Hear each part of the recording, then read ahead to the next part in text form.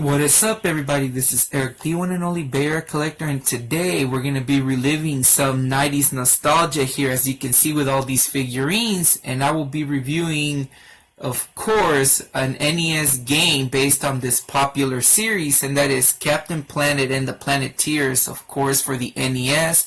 Now, this game was developed back in 1991 by Mindscape, and it was made around the height of the cartoon series that we have right here.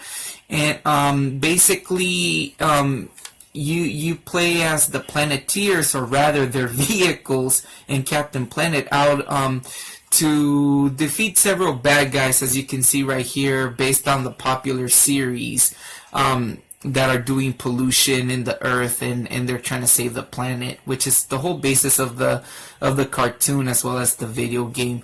Now, the game is pretty much it's about 5 levels, I believe, and each level is split into 2. The first part of the level is pretty much a shooter. You control different vehicles from the Planeteers. And once you beat that section of the game, you move on to play as Mr. Captain Planet himself. Really creepy looking figure. And you play as Captain Planet in kind of like a maze-like level. And you defeat one of the bad guys at the end of the level. Now, pretty much the cartoon itself is very nostalgic, as well as the game is very nostalgic, because this was a game that I used to rent back in the days, and pretty much, you know, I like playing it, but God, this game is super hard. It's very difficult, very challenging, because I believe that if you get hit once in the ship, pretty much you only have like an X amount of lives, and then the game is over, and you have to start from the beginning of the level. So the levels are very challenging. However, you know, I use cheats to play the game, and that made it rather enjoyable, a little bit more enjoyable. But at the end of the day, considering the difficulty of the game, it wasn't, you know, I don't consider it a very it's fun, but not that great of a game. I wish, you know, I could say better of it. Now, they did make a Genesis version of this game, as well as like some other Amiga, Commodore, I don't know if it was Commodore 64 or ZX Spectrum games, but I know that they made a Genesis one, and that one they kind of hit the nail on the head a little bit better, because in each level, that the Genesis version, you have 5 levels, each Planeteer, and you control one of the Planeteers on each level, and then on the last level for the battle, they summon Captain Planet, and then he goes on to defeat the I guess the main villains of the particular game.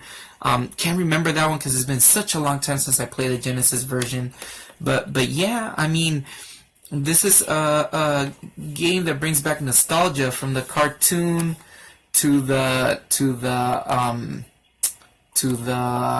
video game itself, you know. Get a little focus on there. Yeah, but pretty much, yeah, it's an okay game, but is it great? Nah. The difficulty is what makes it really hard. Now, the figures, as you can see here, these are my son's. Now, I bought these a couple of years back for him. You know, at first he was kind of like, when he was smaller, he was into the Captain Planet. I showed him the cartoons, and he kind of liked the whole thing. It was kind of like a little thing to educate him not to throw trash on the floor. And we kind of used them, if you throw trash on the floor, Captain Planet's gonna come at you. And, you know, so you better make sure you don't pollute or you don't litter. So it kind of worked. Now he's a little older, so, I mean, he doesn't do anything like that, but he doesn't fall for that. But the figures, you know, right now I know that he wasn't really too mindful of the figures.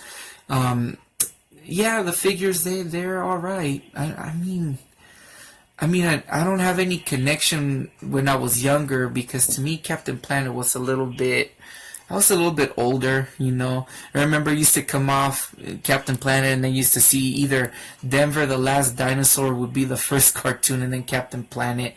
Then you had cartoons kind of like Widget and Mr. Bogus and all that. Those are like the early 90s. And of course the Sonic, the very original Sonic cartoons and whatnot. And you know, that was kind of like a little bit of nostalgia from when I was growing up. I believe by this time I was like a preteen, you know, a little bit getting a little bit older for this stuff. But nonetheless, yeah, they're pretty cool figures. But all in all, to me, I mean, hey, they're all right. This one's missing his tail. This is like a rat guy. He's missing pieces. And then of course I remember her. She was one of the main bad guys. I remember when, I'll never forget, because in one episode, oh, you can see it right here. You can see her burnt skin in the face. Let me see if I can focus the camera. It's really hard to focus, but you can see her face is kind of burnt. Oh, there you go. Her face is kind of burned up, and then of course the cockpit is missing the glass part of it, or the plastic part. But then it has a gimmick where you hit a button here, and the wings spread out.